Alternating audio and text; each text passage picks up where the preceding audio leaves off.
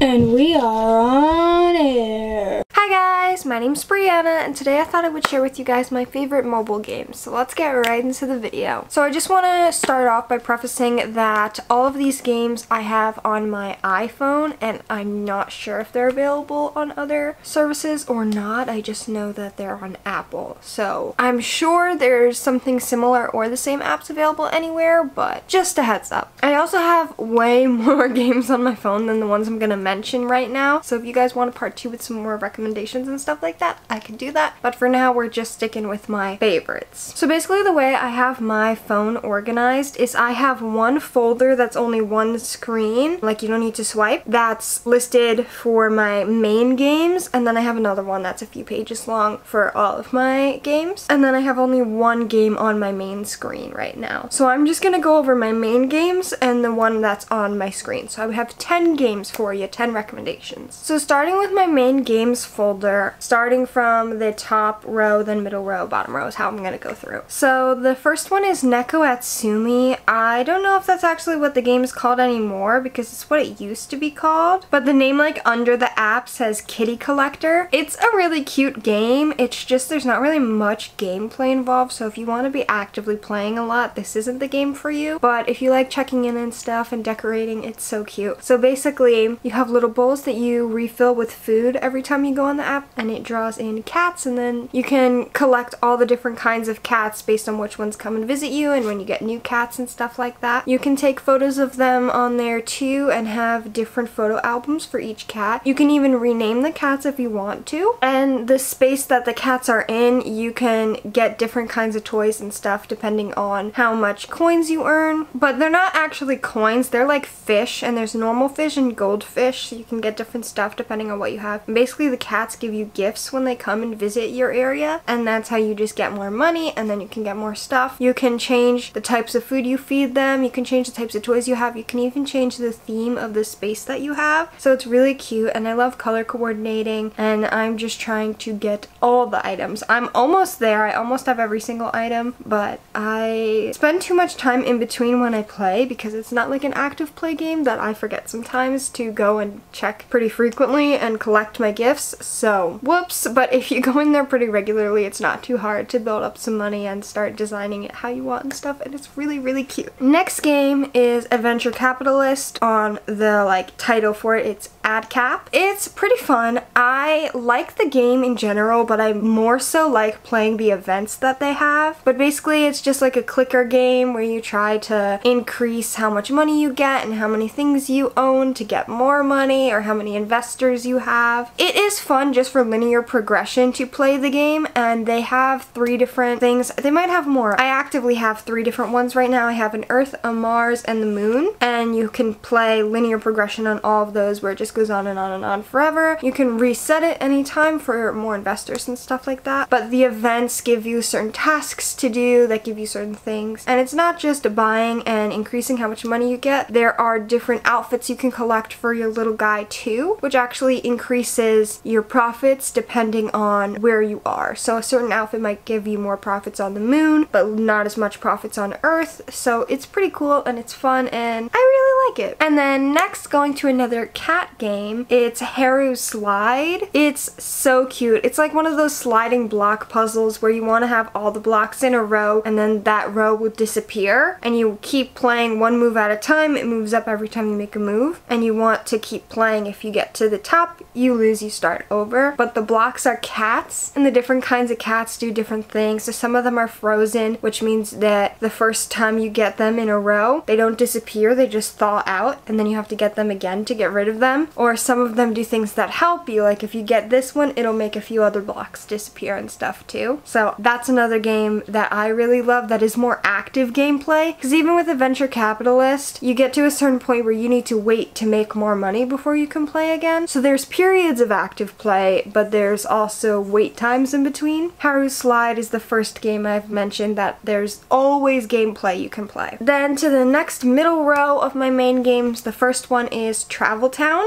It's like a merging game, and basically you just click on the little generators to create all different kinds of things that you can merge together to create new things, and so on and so on and so on. They give you little tasks where you can get more coins depending on what you have and stuff, and if you get a bunch of coins you can buy a new place to get a new generator, be able to make new stuff. I am obsessed with this game. I love the main game, and then they also do events sometimes, and I would say most of the time it's active gameplay, but if you wear out all your generators, there is a wait time in between. Or if you're playing more methodically and just because of the amount of space on the board you only want to use 2 generators at a time, you have to wait for them to recharge. Or if you run out of energies, you have to wait for it to give you more energies. So it is more gameplay than like the kitty collector or AdCap, but there's still wait times. You can't always play. The next game is Wordle, which I mostly love for the daily challenges. There is a 5-letter word daily challenge and a 6-letter word daily challenge, and then there's also competing against people, or there's active gameplay. You can always play the game, but it's not like the specific daily challenge that everyone gets and stuff like that. Those are one-offs. And if you don't know what I'm talking about, Wordle is basically where, let's say for the 5-letter challenge, you have a certain amount of chances to figure out what the word is. So like my go-to word to start with is train. If I type in train, if the letter T is not in the game, it'll show up gray. If it is in the game but in a different spot, it'll show up yellow, and if it's in the right spot and everything, it'll show up green. So then I can go, okay, this letter is green, this is yellow, and then I make another guess. And you keep going until you either run out of chances or you get it right. And I really like that game. I've been getting better and better at it, and I'm more like it for the daily challenges, but it is nice to have that game to go to if I want to practice, and I already did the daily challenge. But anyways, the next game in that row is actually another one I mostly like for the daily challenge. It's Minesweeper. I'm sure everybody knows Minesweeper because when I was much younger it was like a huge thing. I still love it. I play the daily challenges every day, and when I have time you can go back and play old daily challenges. So I actually almost never do anything but the daily challenges, because if I finish today's one I can go back to over a year ago or something before I even had the game and keep working my way back to see how many daily challenges I can complete. But if you don't know what Minesweeper is, it's basically like a grid of boxes, and underneath some of them are bombs, and you have to try and get all the boxes cleared except for the bombs, and little numbers show up as you tap on the screen that shows how many bombs that box is touching, and you have to use like logic and figure out which ones are going to be empty spaces so you can tap them all out. Another really fun game. And like I said, this one I do like more for the daily challenges, but there is active gameplay if you want for any time. Then into the next row, first one we have is Picture Cross. It's like a game where it's kind of the similar idea to like Sudoku, where you have to figure out what goes where, just instead of numbers, it's blocks or even colored blocks if you get to the more challenging ones. So just the regular basic one is in a row, it'll tell you there's 10 boxes in this row. So then you have to sit there and go, okay, if you go 10 across to there, and if you go 10 across from there, anywhere it overlaps, there has to be boxes there. So you fill those in, but then you're not sure which side it goes to. And basically you play like that for every row until you have a picture, and it makes a picture. It's not just random. And then when you get to the more advanced levels, they might tell you there's 3 blue boxes, 4 pink ones, and it makes a colored picture, and those are a little bit more challenging because it's not just one row of blocks. You have a few different ones in one row. I really like that game, but that's another one where you do have to wait, because in order to open a new challenge or a new picture to make, it costs tokens, and you either have to wait for tokens or earn them, and if you ran out of tokens you have to just wait. So it's another one where there is a lot of gameplay, but there's not always active gameplay. Sometimes you have to wait, and I think I'm a sucker for the kinds of games that you have to wait for. I don't know why. I don't have many active gameplay games on here, so a lot of times I go to play a game and I'm like, I just played all of these games for a few seconds like just a minute ago, so none of them are available for me to play right now. But there are like a few options, like I said. So next in my main game is Pokemon Go. I've spoken about Pokemon Go before. I do personally like it, but I'm not a huge player of it. Most of the times when I play Pokemon Go is with my boyfriend or my brothers. I think it's a really fun game to play with other people because you get to bond and talk about the different characters that you collected versus what they collected and how strong they are, and go out and play together, go for a walk or chill in the car playing, and it's really fun. And I'm sure all of you guys know know what Pokemon is, so I don't need to explain it, I don't think. And then the last one is kind of a game, kind of not a game. It's Finch. I've spoken about it a little bit previously on my channel, but it's like a mental health type of game. So you have a little bird and you can make it travel, you can change the color of it, you can change the outfit of it, and all this fun stuff. You can design its room and buy different things for its room, but you need coins to do that. How do you collect coins? By completing your own life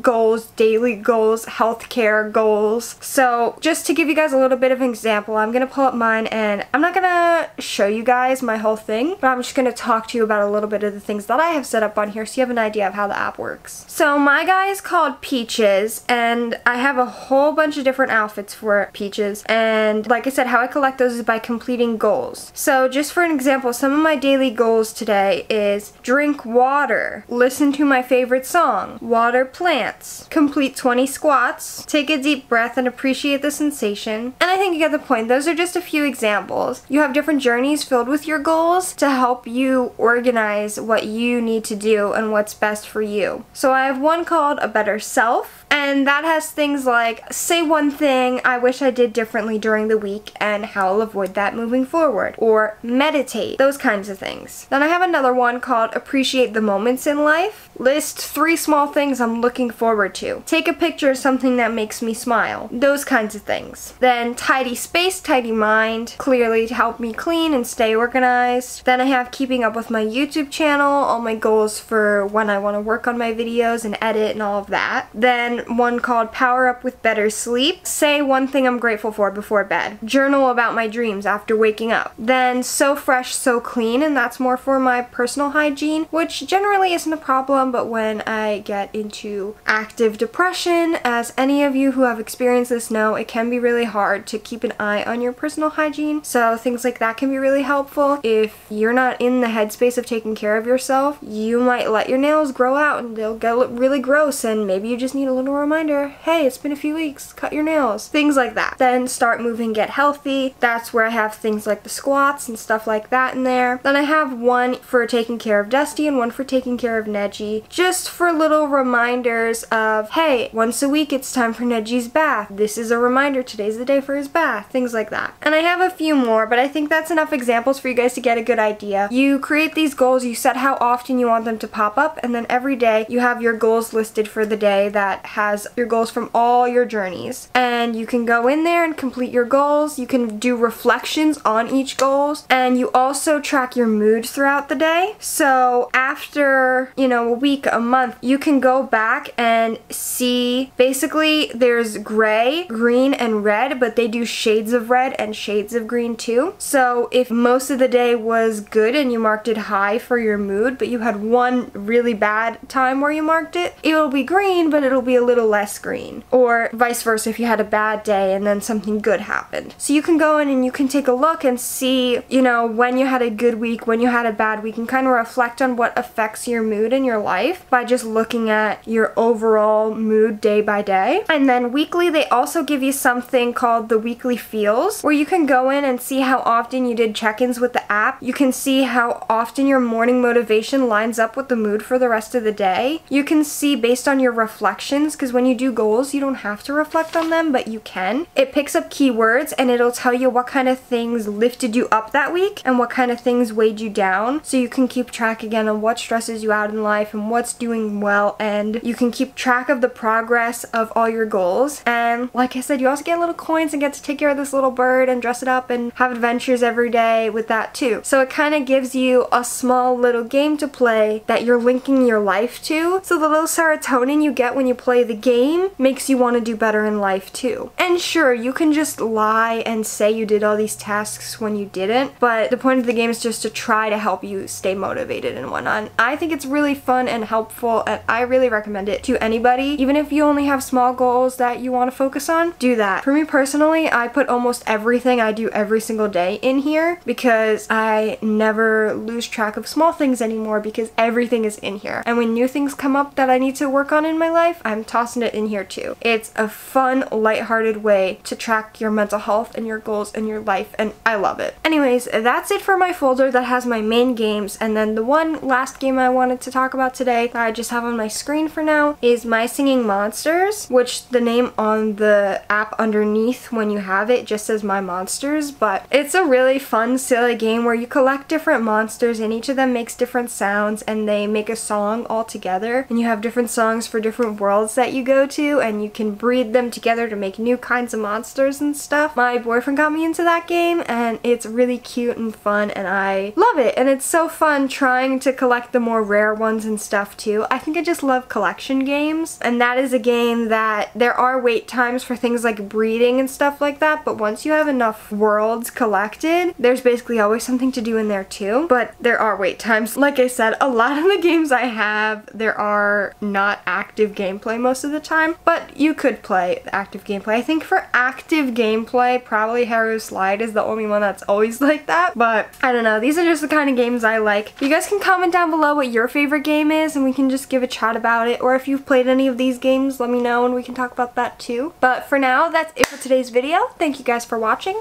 I hope you enjoyed. Happy VEDIN, and I'll see you guys tomorrow. Mwah!